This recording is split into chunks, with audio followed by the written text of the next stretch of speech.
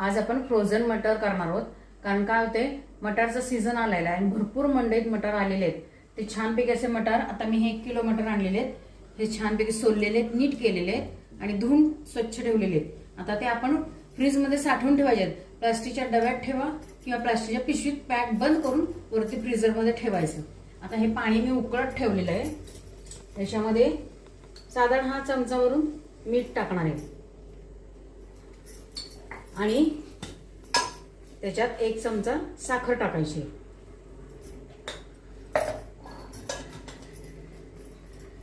आता हे धुतलेले जे मटार आहेत ते त्याच्यात आपण ओतून घेऊया.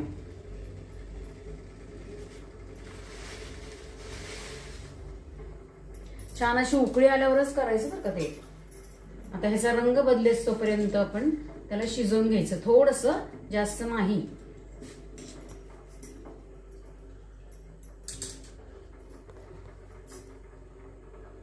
हे मटार आता सगळे वर यायला लागलेत आणि थोडा त्याचा रंगही बदलतो. पण साखर आणि मिठामुळं तो डार्क हिरवा होतो. बघा, हे अशा पद्धतीने डार्क हिरवा होतो आता आणि थोडासा फुगल्यासारखा पण होतो. मग आता तो आपण गॅस बंद करायचा आहे. आणि आता छान उकळी आली, सगळे मटार हलके होऊन वर आलेले आहेत. आता हे गरम गरम असतानाच काढायचे आणि गार पाणी इथं, आता इथं मी खाली गार पाणी इथं मी केलेलं आहे. ह्यात बर्फ नाही घातलाय, पण घातला तरी चालतोय. आणि त्याच्यामध्ये हे मटार टाकून घ्यायचे सगळे.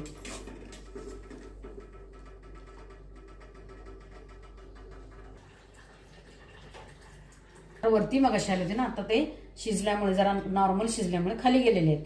आता ह्यातलं हे पाणी काढायचं, यातले मटार पुन्हा ह्या गार पाण्यात घालायचे.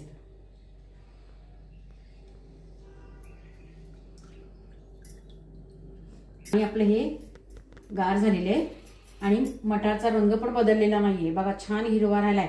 आपण मीठ आणि साखर जे घालतो की नाही, त्याच्यामुळे रंग चांगला राहतो. आता ह्यातलं पुन्हा पाणी निथळून त्या चाळणीमध्ये काढून घ्यायचे, म्हणजे सगळून घ्यायचे आपल्याला.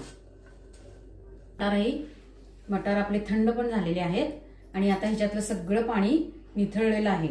त्यामुळे हे आपण आता कुठल्याही प्लास्टिकच्या डब्यात किंवा प्लास्टिकच्या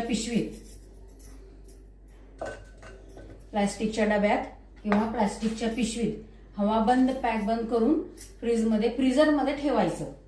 फ्रीजरमध्ये ठेवलं की तो त्याच्यात